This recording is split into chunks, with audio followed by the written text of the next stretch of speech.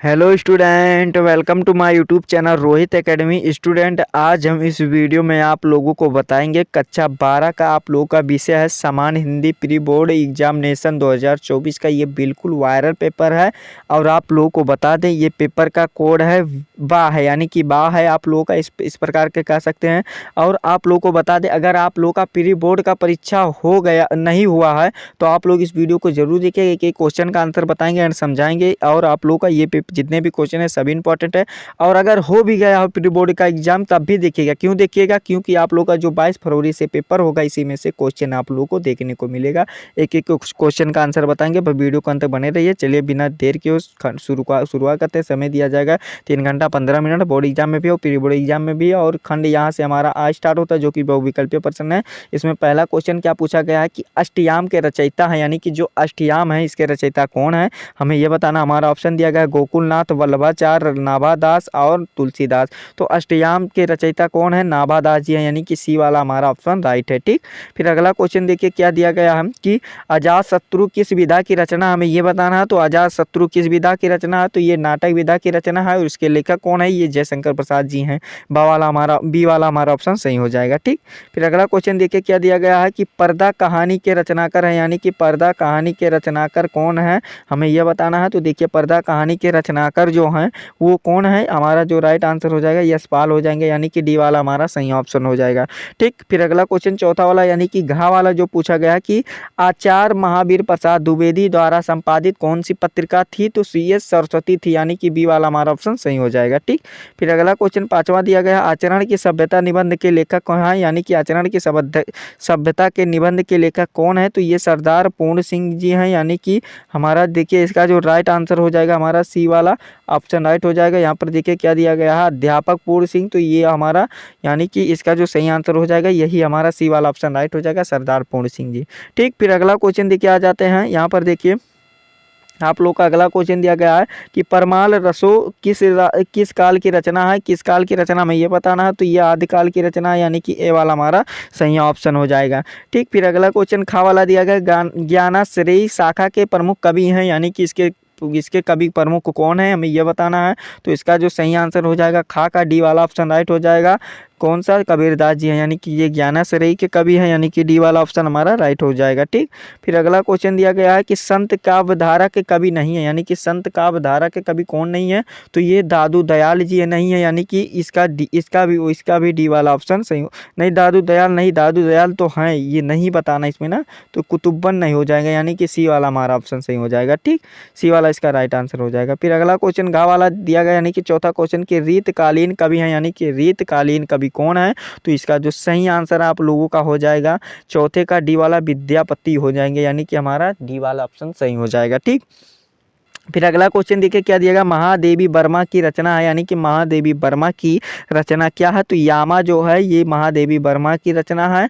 और हमारा यहाँ पर 10 नंबर कंप्लीट होगा। 10 MCQ आप लोगों का इसी में से आप लोगों का बोर्ड एग्जाम में भी आएगा और ये प्री बोर्ड एग्जाम में से यही आएगा 10 नंबर। ठीक, फिर अगला क्वेश्चन देखिए तीसरा पर आ जाते हैं। तीसरा क्वेश्चन कहा है कि गद्यांश पर आधारित प्रश्नों का उत्तर दीजिए और 10 नंबर लीजिए। 5 क्वेश्चन रहेगा, 2-2 नंबर का रहेगा। 10 नंबर यहाँ से कंप्लीट करा देंगे। देखिए आप लोग का गद्यांश जितने भी बता रहे हैं सभी क्वेश्चन इंपॉर्टेंट है, सीधे अच्छे तरीके से आप लोग को समझना है, तैयार करना है। ठीक, देखिए पहला क्वेश्चन दिया गया उपयुक्त गद्यांश का संदर्भ लिखिए, तो इसका आंसर लिख दीजिएगा संदर्भ। देखिए ये चैप्टर आप लोग गद्यांश को पढ़ना, आप लोग को समझना काम है, आप लोग को स्क्रीन पर दिखा दे रहे हैं। ठीक, गद्यांश का संदर्भ लिखिएगा कि प्रस्तुत गद्यांश हमारी पाठ्य पुस्तक हिंदी के गद्यखंड में रॉबर्ट नरसिंह नामक पाठ से लिया गया है, जिसके लेखक कन्हैयालाल मिश्र प्रभाकर जी हैं, यानी कि हमारा ये 2 नंबर कंप्लीट हो जाएगा। फिर अगला क्वेश्चन देखिए क्या दिया गया रेखांकित अंश की व्याख्या कीजिएगा, तो आप लोग इसको कर लीजिएगा, आसान वाला है। फिर देखिए आप लोग का अगला क्वेश्चन दिया गया उपयुक्त गद्यांश अनुसार लेखक को आपने आज क्या क्या देखा, तो इसको अच्छे तरीके से तैयार आप लोग कर लीजिएगा और सभी क्वेश्चन को अच्छे तरीके से तैयार करना है। देखिए कोई अपने पीड़ा के लिए किसी को पाए और इस वाक्यों को क्या आशय है, तो ये बताइए, तो इसका वाला भी बता दीजिएगा। और प्रस्तुत गद्यांश में मदर टेरेसा की किस भावनाओं को दर्शाया गया है इसको बता दीजिए। और इसमें क्वेश्चन अथवा करके भी दिया जाएगा, अगर आपको ऊपर वाला नहीं आता है तो अथवा करके भी दिया जाएगा। देखिए विज्ञान की प्रगति, यानी कि ये वाला दिया गया है तो आप लोग को ये वाला दिया गया तो आप लोग इसको वाला भी कर सकते हैं। और इसमें क्वेश्चन दिया गया ये वाला भी 10 नंबर आप लोग को इसमें भी दिया जाएगा, तो ये वाला भी कर लीजिएगा। फिर अगला क्वेश्चन देखिए क्या दिया गया है, चौथे में कि निम्नलिखित पद्यांश अच्छे तरीके से आप लोग को तैयार करना है, बताना हमारा काम है कि सभी आप लोग को इंपॉर्टेंट है 22 फरवरी के लिए और बेहद इंपॉर्टेंट है। ठीक, फिर हमारा यहाँ से 10 नंबर को यहाँ पर पद्यांश में आते हैं कि मैं नीर भरी दुख की बदली बदली बदली क्या है, स्पंदन की चीर निस्पंदन भाषा और क्रंदन की, यानी कि ये वाला भी तैयार कर लीजिए आप लोग।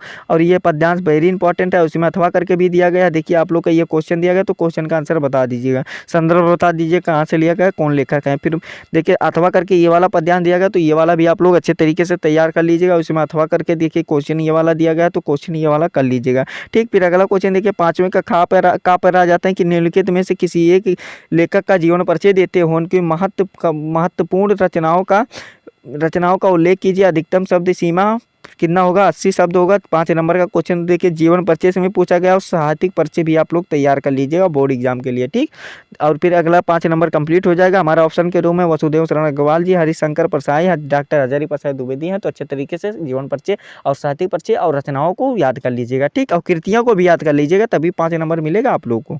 ठीक, बोर्ड एग्जाम के लिए। ठीक, फिर अगला क्वेश्चन देखिए क्या खा वाला दिया गया, निम्नलिखित में से किसी एक कवि का साहित्यिक परिचय। देखिए साहित्यिक परिचय पूछ लिया ना, साहित्यिक परिचय इनकी महत्वपूर्ण रचनाओं का उल्लेख कीजिए। 5 नंबर दिया गया है, जयशंकर प्रसाद जी है, सुमित्रानंद पंत जी है, रामधारी सिंह दिनकर जी हैं। तो इसको अच्छे तरीके से कर लेना तैयार। फिर अगला क्वेश्चन देखिए इसमें क्या दिया गया है कि 6 वाला क्वेश्चन दिया गया है, लाठी लाठी कहानी के कथावस्तु संक्षेप में लिखिए। अथवा करके भी दिया गया। 5 नंबर का क्वेश्चन अथवा करके अगर आपको पूरा नहीं आ रहा तो नीचे वाला भी कर सकते हैं कि ध्रुव तारा कहानी का सारांश लिखिए। 5 नंबर का क्वेश्चन तो इसको वाला भी आप लोग कर सकते हैं। ठीक, ऑप्शन दिया गया है, ऊपर वाला चाहे कीजिए चाहे नीचे वाला। फिर अगला क्वेश्चन दिया गया है कि अपने स्वपठित खंडकाव्य के कथावस्तु सारांश में अपने शब्दों सारांश अपने शब्दों में लिखिए। 5 नंबर लीजिए। अथवा करके भी दिया गया, नाटक का या नायक या नायिका का चित्रण कीजिए। तो जो आप लोगों को जनपद में पढ़ना होगा उसको अच्छे तरीके से तैयार कर लीजिएगा। 5 नंबर का ये कंप्लीट हो जाएगा। ठीक, फिर अगला क्वेश्चन देखिए इसमें क्या दिया गया, 8वें क्वेश्चन पर आ जाते हैं। 8वां क्वेश्चन जो दिया गया है कि दिए गए संस्कृत गद्यांशों में से किसी एक का संदर्भ हिंदी संस्कृत में हिंदी संदर्भ हिंदी में अनुवाद कीजिए। 7 नंबर ले लीजिएगा। तो देखिए आप लोगों को जितना भी बता रहे हैं इसको अच्छे तरीके से तैयार करना लेना है, कापी किताब में टिक लगा लेना है, क्वेश्चन को नोट कर लेना है। तो ये वाला दिया गया, इसमें अथवा करके दिया गया है कि ये वाला बताइए चाहे ऊपर वाला बताइए। तो आप लोगों को किसी एक को करना हो, 7 नंबर लेना है। तो अच्छे तरीके से इसको संदर्भ लिख दीजिएगा और तैयार कर लीजिएगा और हिंदी अनुवाद भी कर लीजिएगा। ठीक, और पद्यांश पर भी आ जाते हैं, यानी कि इससे श्लोक भी कहते हैं। किसी एक संदर्भ हिंदी में अनुवाद कीजिए और 7 नंबर लीजिए। तो ये वाला भी कर लीजिएगा। आप लोगों को इसमें अथवा करके दिया गया है, चाहे आप ये वाला कीजिए चाहे नीचे वाला कीजिए, तो अथवा करके भी दिया गया है। ठीक, फिर अगला क्वेश्चन देखिए क्या दिया गया है कि मुहावरों यानी कि निम्नलिखित मुहावरे एवं लोकोक्तियों में से किसी एक का अर्थ लिख करके वाक्यों में प्रयोग कीजिए। 2 नंबर लीजिए। तो 4 आप लोग को दिया गया है, सिर्फ 2 ही को करना है। अर्थ बता दीजिएगा उसका और वाक्य प्रयोग लिख दीजिएगा और आप लोग का 2 नंबर कंप्लीट हो जाएगा। ठीक, फिर अगला क्वेश्चन दिया गया है कि निम्नलिखित अपठित गद्यांश, यानी कि ये आप लोग गद्यांश नहीं पढ़े होंगे, अपठित दिया गया बाबू कि अथवा पद्यांश में किसी एक पर आधारित प्रश्नों का उत्तर सही चुन करके देना है। तो देखिए आप लोग को दे दीजिएगा। आप लोग को देखिए ये पढ़ना, ये आप लोग नहीं पढ़ेंगे तो आप लोग इसको पढ़ लीजिएगा, समझ लीजिएगा। ठीक, और उसका देखिए क्वेश्चन क्या दिया गया, ईश्वर के चरण चूमने के लिए कौन सा लहित रहता है। तो हमें ये बताना है तो ये कौन सा लहित रहता है ईश्वर का चरण छूने के लिए। तो यहाँ पर आप लोग इसको जब पढ़ेंगे तभी आप लोग इसको समझेंगे। ठीक, तो ये जो होगा हमारा सही आंसर जो हो जाएगा इसका जो चरित्र छून तेरे चरणों की गाथा यानी कि पवन बही का संदेश। तो ये जो हमारा इसका सही आंसर हो जाएगा, इसको चरणों की दरिया होगा या नदी होगा। ठीक, ये वाला हो जाएगा। फिर किसका रोम रोम तेरा चीर छरड़ी है। तो ये वाला भी आप लोग इसको देख लीजिएगा, इसी में आप लोग को ढूंढेंगे समझेंगे तो इसी में आंसर आप लोगों को मिलेगा। ठीक, तो ये वाला भी हमारा कंप्लीट हो जाएगा। फिर अगला क्वेश्चन देखिए इसमें पूछा गया है कि तू आदि डाट डाट से मुक्त रिक्त स्थान में पूर्ति कीजिए। तो आप लोग इसको वाला बता दीजिएगा। तो ये वाला भी आदि अंत तू अंत से मुक्त यानी कि आदि अंत अब तक मुक्त, ये वाला कर दीजिए। सत्य कथन पहचान लीजिएगा। 1 नंबर का क्वेश्चन है, जगत पिता किसे कहा जाता है। तो जगत पिता ईश्वर को कहा जाता है या संसार को कहा जाता है। ईश्वर को कहा जाता है जगत पिता। और उसमें अथवा करके भी दिया गया। अगर आपको वाला नहीं आता है सभी क्वेश्चन तो नीचे वाला भी आप लोग को दूसरा अपठित गद्यांश दिया गया है, चाहे ये वाला कर लीजिएगा, पढ़ लीजिएगा इसको अच्छे तरीके से और इसका सभी आंसर बता दीजिए। देखिए छात्रावास इसमें लगाया गया है और ये वाला इसमें लगाया गया है और इसमें जो लगाया गया है सफ़ेद चादर से लगाया गया है, फिर महत्व लगाया गया है इसमें। फिर अगला क्वेश्चन देखिए क्या दिया गया है, ये वाला भी प्रस्तुत शीर्षक का नाम बता दीजिएगा आप लोग, शीर्षक जो होंगे।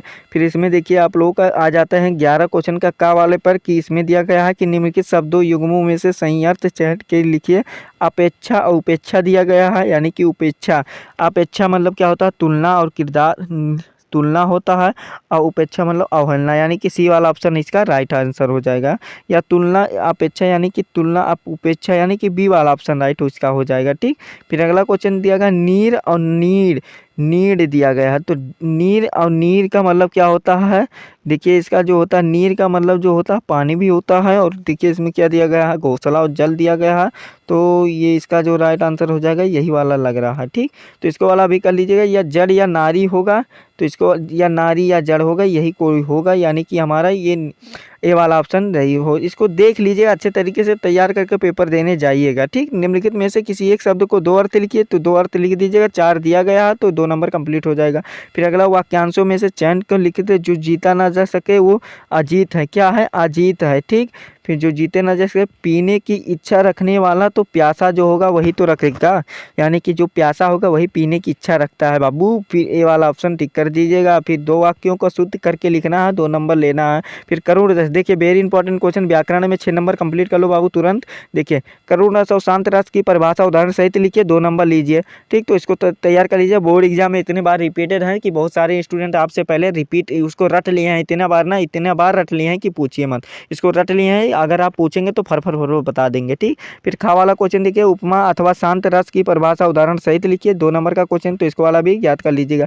फिर गा वाला क्वेश्चन दिया गया, चौपाई अथवा सोठा छंद की लक्षण और उदाहरण सहित लिखिए, 2 नंबर का ये वाला क्वेश्चन दिया गया, तो 6 नंबर कंप्लीट हो जाएगा। फिर 13 वाला क्वेश्चन दिया गया, अपने सार में ध्वनि प्रदूषण के संबंध में दैनिक जागरण संपादक को पत्र लिखिए, 6 नंबर का क्वेश्चन दिया गया। अथवा करके बीच में दिया गया है कि जिला परिषद के अतिरिक्त मुख्य अधिकारियों को कंप्यूटर ऑपरेटर हेतु नियुक्त के लिए आवेदन पत्र लिखे, तो आप आवेदन पत्र लिख दीजिएगा, 6 नंबर ले लीजिएगा। और 9 नंबर जो इस प्रश्न पत्र का सबसे अधिक नंबर मिलेगा, 9 नंबर कहाँ से मिलेगा आप लोगों को, तो निम्नलिखित में से किसी एक विषय पर अपने भाषा श्रेणी पर निबंध लिखेंगे तो 9 नंबर मिलेगा। ऑप्शन दिया गया पर्यावरण प्रदूषण और समस्या समाधान दिया गया, आतंकवाद की समस्या, स्वच्छ भारत अभियान दिया गया, और शिक्षित बेरोजगारी की समस्या, तो आप लोग बना करके लिखिएगा, चाहे जैसे लिखिएगा तो 9 नंबर आ जाएंगे आप लोग। इसको कंप्लीट कर लीजिएगा, और बोर्ड एग्जाम के लिए भी इंपॉर्टेंट है ये सब। ठीक, और जनसंख्या वृद्धि या जनसंख्या निरंतर पर यह भी आप लोग तैयार करके जाइएगा, क्योंकि ये हर बार पूछे जाते हैं। मेरा प्रिय कवि वाला भी और मेरा प्रिय पुस्तक, और ये वाला सभी आप लोग तैयार करके जाइएगा, यही आप लोग का 100 नंबर कंप्लीट हो जाएगा। अच्छे तरीके से इसको अच्छे तरीके से तैयार कर लेना है, हम अच्छे तरीके से समझा दिए हैं एंड बता दिए हैं। और इस वीडियो को बस यही आप लोग को करना है, आप लोग से यही गुजारिश है कि इस वीडियो को कक्षा 12 के जितने भी स्टूडेंट हैं उनके पास अधिक से अधिक जरूर शेयर कर दीजिएगा, वीडियो को पहुंचा दीजिएगा शेयर करके। ठीक, चलिए अगर आप हमारे चैनल पर नए हैं तो चैनल को सब्सक्राइब कर दीजिएगा और बेल आइकन को भी दबा दीजिएगा। चलिए मिलते हैं नेक्स्ट वीडियो में नेक्स्ट टॉपिक के साथ, तब तक के लिए जय हिंद, जय भारत, वंदे मातरम।